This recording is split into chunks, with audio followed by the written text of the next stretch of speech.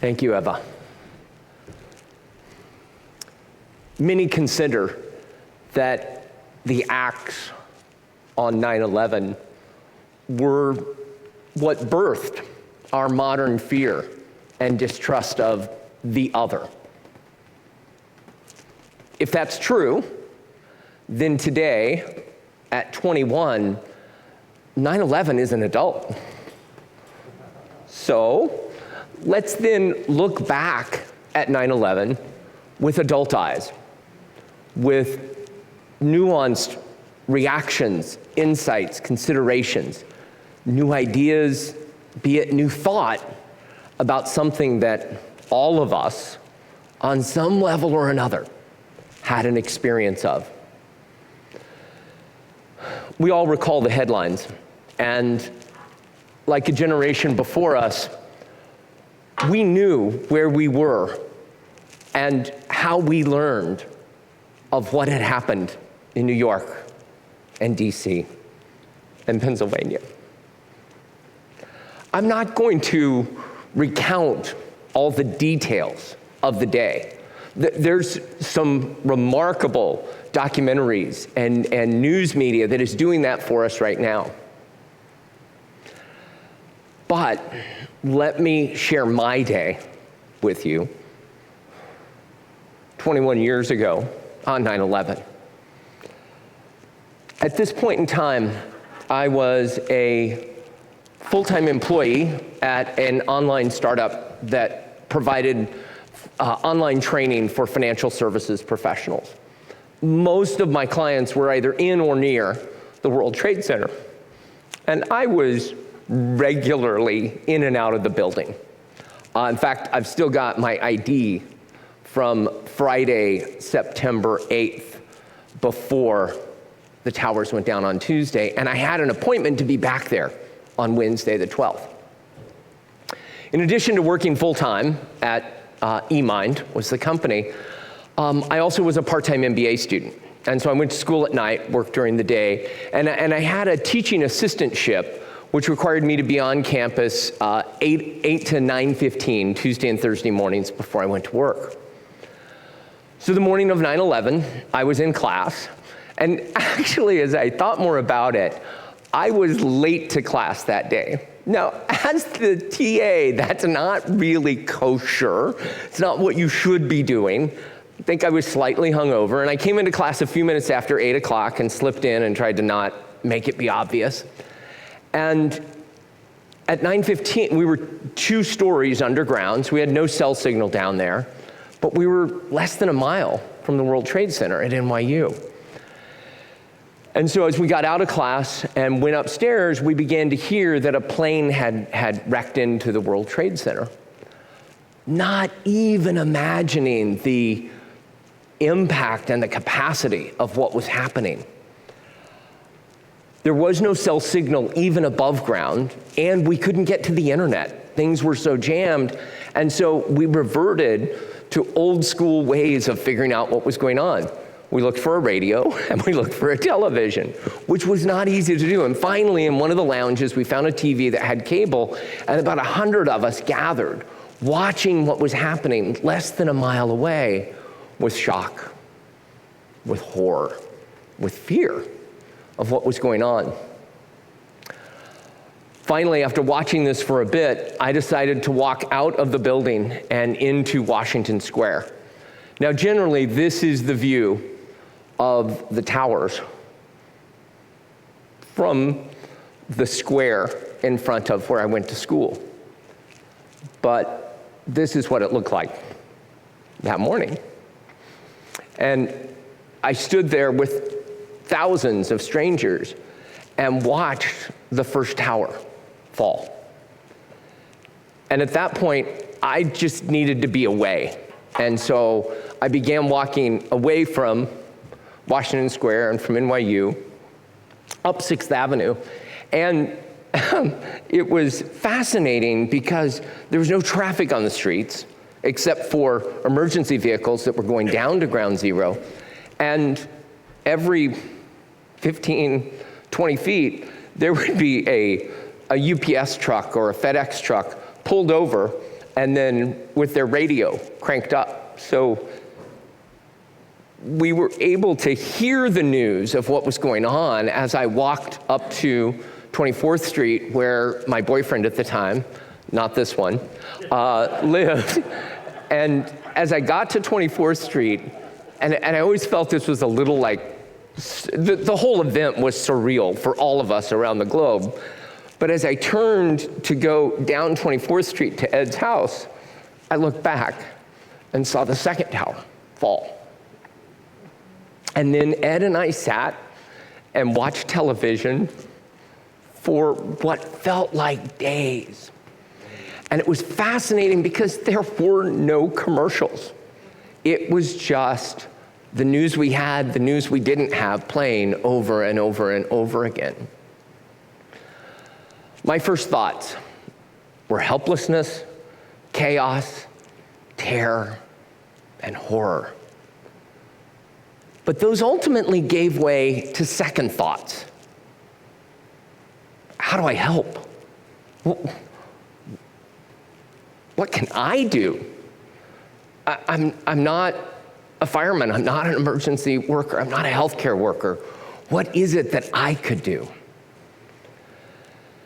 And so that ultimately gave way to a few actions that I was able to take. Somewhere in this haze of the first day of 9/11, we'd gotten an email from the president of NYU telling us that all the students were safe. And I thought, maybe all the undergrads, or maybe all the kids who live in the dorms. But I was a part-time MBA student. There was 2,000 of us. They had no way to know if we were all safe. And so I, along with some of my fellow students, we organized a phone campaign. We took over the Career Center at school, and we got phone numbers for everybody, and we called each of the 2,000 students just to check in, to see how they were. And through that, we did learn that 2 of our classmates who had been with us in class on Monday night had perished at their desk on Tuesday morning. We ultimately put together a list, I think, of 54 recent alumni who had died in the towers, most of whom were in the really early part of their careers. That led to looking MBA students, what do we do? How do we help? We created a consulting corps that worked with small businesses that were affected by the disaster, that had lost their business, the restaurants, the taxi drivers, even laundromats that were affected because of the huge economic impact that 9/11 had on New York for months and years afterwards. And then at that point in time, I was a cyclist. I had done, I think, 5 of the AIDS rides. And a group of us who all were cyclists got together. And on the 2-month anniversary of 9/11, 11 of us rode from the site of the Pentagon attack, our bikes, to the site of the World Trade Center. And we rode in memory of 11 firefighters from one house in Staten Island that had all perished, and then we got on the Staten Island ferry and we went and we delivered to them, I think, about $45,000 that we had raised for the scholarships for their kids who were left. And so I share all of that with you because I enjoy tearing up in public. It's really one of my favorite things to do. I share all of that with you because we all do what we can do to respond in a crisis. We look at what we have, we look at what we're affected by, and then life moves on. The museum was created, the reflecting pool was built, the Freedom Tower was erected, and we cannot live in that sadness forever. We have to begin to recover, to rebuild, and to renew. Now, I promised when I began that I was going to look at this situation, this incident in our lives, with a nuanced reflection, with adult eyes. After more than 2 decades of thinking about that day of 9/11 and how everything changed, Talk about a turning point in our lives. The question that started for me of where is God in all of this? Why would God allow this? Gave way to why would they do this to us? Gave way to why are we so hated? Gave way to who am I being that keeps me apart from those in the world who see things differently? Who am I being in the world that keeps this in place? When I get down to that question, I can then go to the serenity prayer, and the part of the serenity prayer that says to have the courage to change the things I can. Pretty much just myself. That's where I can begin to work with change. Now, those who regularly attend Unity, you know that you may have realized it was not a mistake that David made. We actually borrowed the title of the talk from the show, My Will and My Life, that John Tranchantella performed last night here, and he will do again tonight at 7 o'clock. If you were not able to be with us, I invite you to be here, and if you're joining us on live stream, we are live streaming tonight's performance at 7. It is a remarkable reflection on the day of 9/11. It is a play about Father Michael Judge, who was the first fatality in 9/11, a Franciscan priest who was a chaplain to the fire department.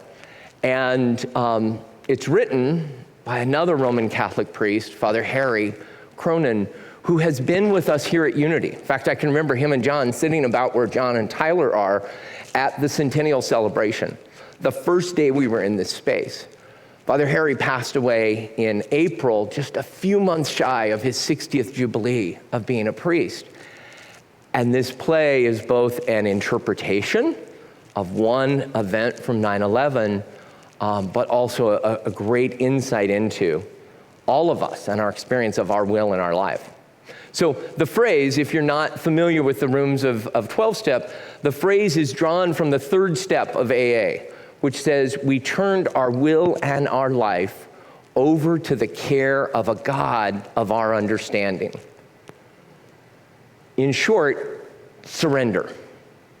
Now, I am very careful when I use that word surrender. Some people think surrender is throwing in the towel or giving up or admitting defeat. No, in the rooms of recovery, surrender means going over to the side that's winning. I even had somebody clarify it and say, it's not just going over to the side that's winning, it's putting yourself in the care of those who are winning. And that's what an addict or an alcoholic has to be able to do when they admit and begin to work on their powerlessness. It's what a person who faces depression has to be able to do in order to accept the help of others. So let's go a little deeper on that. What is God's will then? Well, it's actually in the very title of our movement. It's unity. The divisions of faith or race or gender or sexual orientation or political affiliation, all of those are human-made. If we look at what God's will is, it is that we be unified. As was sung so beautifully, it is by connected to one power by whatever name we choose to give it. So then how do I do that? How do I resist vilifying those who see the world differently than I do? I promise to look at this with adult eyes, but at this point, it's the simple question of a child that brings this into bright light for us to examine ourselves, our actions, and our choices.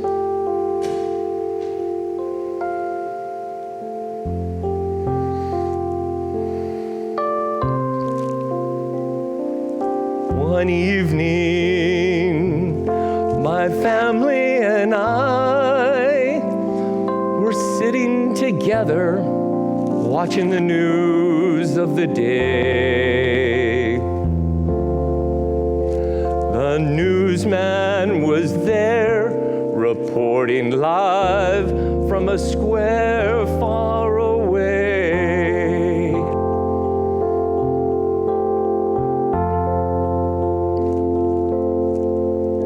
A nation was mourning its leader who'd passed away just a few days ago. All the people were saying goodbye under a cold gray sky, and it looked like snow.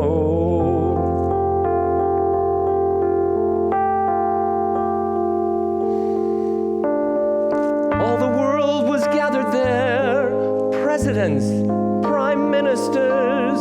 We watched the procession move slowly along. But you see, this country was supposed to be our long-standing enemy. And I tried to feel some sympathy as I looked at the faces in the throng.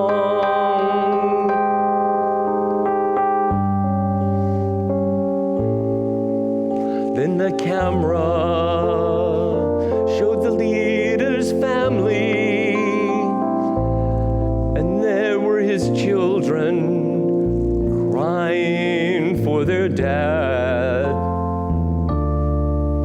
And my little boy turned to me and said, "If they're our enemy, is it all right to feel sad?"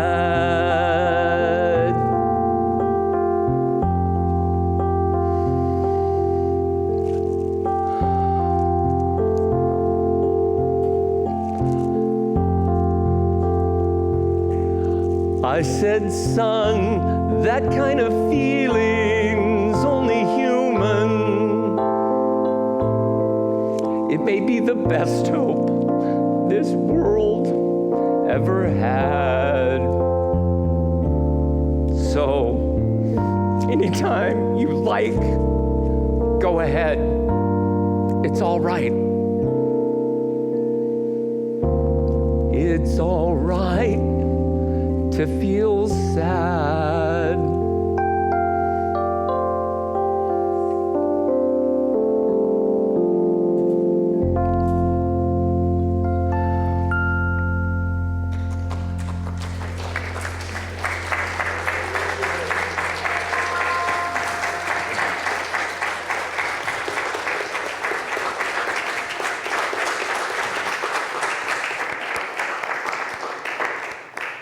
Yes, yes, yes.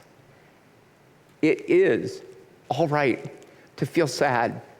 And in fact, it may be in feeling this sadness that we can fuel our compassion for those who are different from us, for those with whom we don't agree. This song that I just shared was written in 1984, right after the death of Yuri Andropov.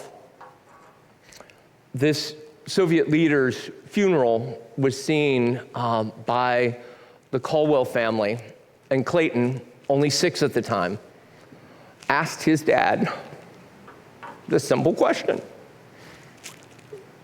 The question that we as parents get all the time. Why? Is it all right? Is it okay that I feel sad? His dad and his uncle wrote the song, and my cast of Up With People performed it in the fall of 1986 throughout Europe and through the spring of 1987 here in the United States. For those who are with us for the first time, this isn't what I do. And for some of my castmates who are online, they can tell you that I was the person way up in the choir in the back, usually with a mic in front of him that they had disconnected so that I didn't mess it up. But as I thought about 9/11 And I thought about the message that I wanted to bring to you. And I thought about what Reverend Ken has been asking us to do, to step outside of our comfort zone, to break the habit of being who we are. I had to break the habit of being who I am and take a risk.